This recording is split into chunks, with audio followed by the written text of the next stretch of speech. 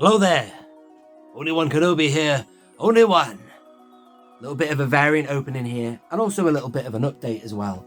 I thought I'd put it on the wide angle just so you can get as many cards in the background as possible.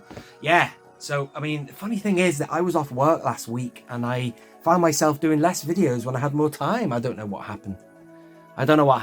Lots of different things were going on last week, so it stopped me from getting onto business. But one of the things I had to do, and stay tuned, by the way, I'm going to be opening this. It's going to be another couple of variants to go on that beautiful wall at the background there.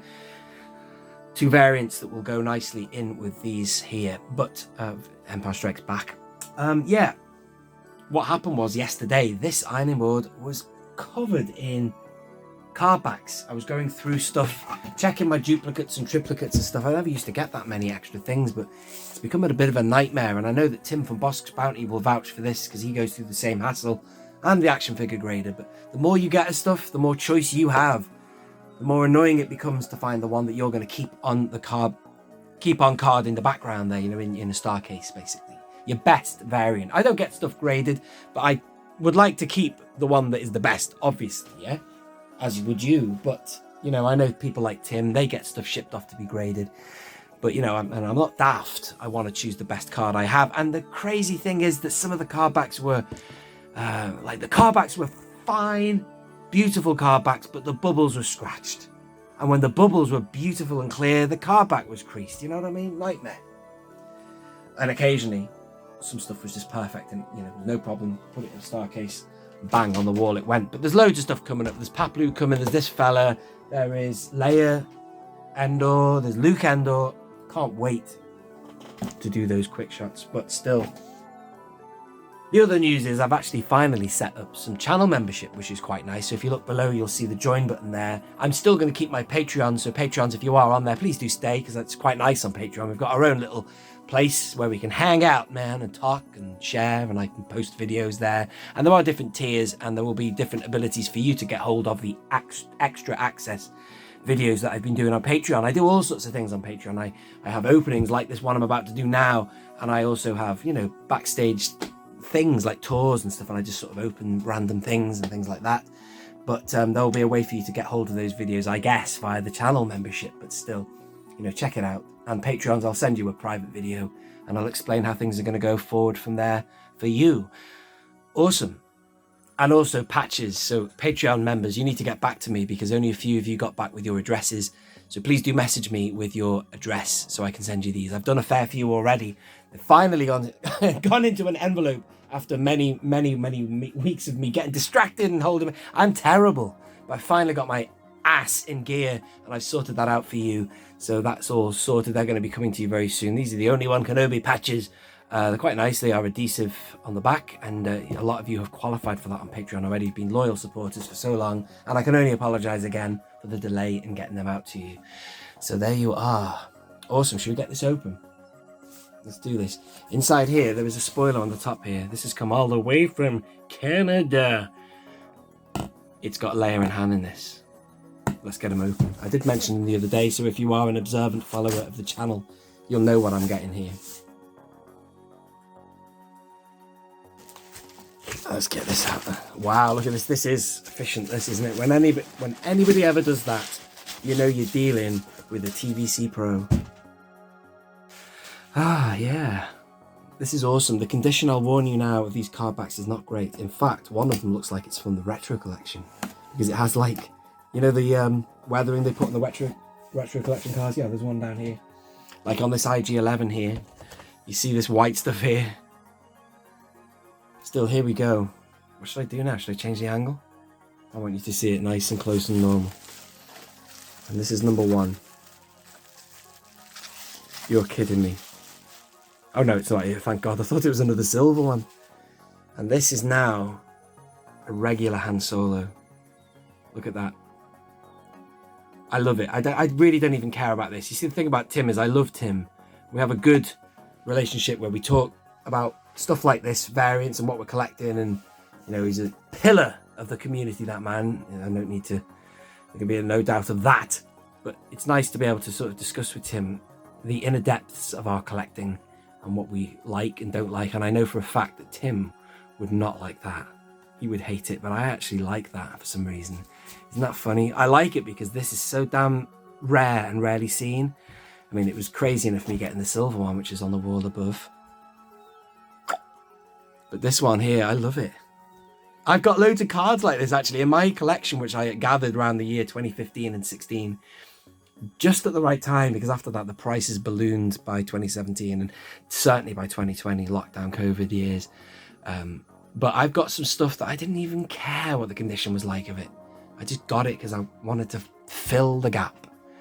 And I've got like a Jango Fett, which is unpunched, but it's got like random kind of like, not as bad as this, but it's got stuff on it which is just not good condition basically. But this is awesome. Look at it. It's got the error sticker. And it's got that. I love that. I love them so much. Those multi-language pills, because they're just so freakish. Look at it. It's quite shaky in my hands because I'm just like I was leaning against the cardboard box there. There you go. How about that? Brilliant. Let's have a look on the back. VC03. And I love those crazy backs as well with all this stuff here. Brilliant. Right, I've got a little thing here. I'll use this. I use this for the quick shots. I'll just keep him there like that for now. Out of the way. And let's get the next one open. The next one is Leia. But which Leia, you ask? Well, just to match Echo Base Han, he needs his Echo Base girl too, right? And this is one that I've been aware of for many years. This one has a little bit of damage as well. But a superficial damage to the box. And it's just around the hanger. This one's in much better condition. But I saw this Leia on eBay in the UK ages ago. And I can't actually tell you what she went for. But I put a lame-ass bid on it. Or it might have been one of those ones where I forgot to bid completely. But I have been after this one for some time too. And in the end, I just bit the effing bullet. You know what I mean, man? I pulled the trigger, man. Just like the action figure grader would say. But I love it. I needed that one just because I knew it existed. This one here, I never knew existed. There's some that surprise me even to this day. You can get Ponda Barber and you can get like the 501st Trooper on these cards.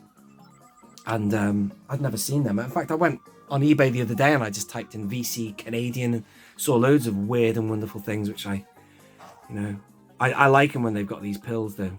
You know what I mean? Because it really does stand out from the front, as opposed to seeing it on the back, because you can get General Grievuses with backs like this, but on the front they just look like a regular General Grievous. But with this one, you get all that multi-language there. Hoth outfit, tenue de Hoth, and vestimenta de Hoth. Yeah? Great. French, English, and Spanish. Is that right? Am I right? And this one here like that. Brilliant. Look at that. See, retro collection. It's funny, isn't it? So I love it. And even the hanger damage, Tim. If you're watching, I like it, man. But he would not like that. He'd be like, no, sorry, taking it back. Can't have it. I want it to be perfect. Taking it to the graders. Oh, I can live with that. So as you know, they are going to go on the wall behind. I will put them on there for you, just for your own entertainment or whatever.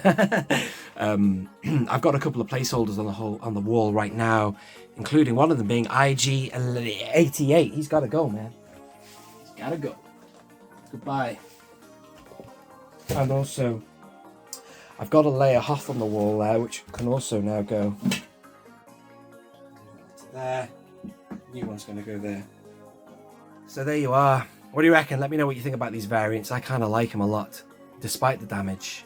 And I had to wait a while for them to come down in value. But at the end of the day, you see, I probably paid more money than you realise for these things, but more money than I would particularly like, really. But then again, I was looking at some vintage 80s stuff that was going, and that was, really expensive. And I thought, well, I've had my honeymoon period with the vintage 80s. If you look up there, I've got like a couple of really nice items like that beautiful 65 back Imperial TIE Fighter on the Return of the Jedi card back, which fits in like a glove with my TVC stuff, right? So that is a really good one. It's an ass kicker. And then I've got Wicket down there as well. He fits in nicely with what I already have as what I consider an extensive lineup of Wickets. And then, of course, I've got the Gamorrean Guard or the Gamorrean Guard here. Hopefully I'm going to get the one from BOE soon. We're going to do a bit of a trade on a Gamorrean Mim. So I think I've got more than I need now for the vintage 80s. But one came up on the Dark Side Alliance group the other day and I nearly pulled the trigger on it. And I thought, hang on a minute. Stop. You don't need that. What you really need are these two. So 2 for the price of 1. I got these for roughly the same price as it would have cost me to get a vintage 80s. And so I thought, stick with TVC, man. Fill those gaps on the wall. You know you want it, man. Well, I did want it, man. I really wanted these variants. Thank you very much for watching this. I'm just going to put these in these star cases and get them on the wall. Right, time for you to have a close-up look if you would like. All sorted. Right, thank you so much. I've turned that main light off to make it because it was too bright. Thank you very much for watching this video. Let me know your thoughts on variant hunting. Is this something you do? Do you go in for it? Or you're not bothered? But look at this. I love it. Getting a nice lineup like that. That should be 2019, 2010, 2010 foil. Then we have Canadian. That's the one I just got today.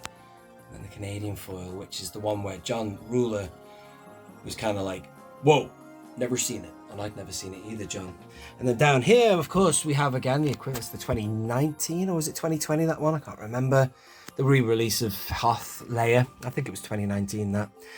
2010. This is the one that got home today, which is obviously 2010 again, but the Canadian with the pill there.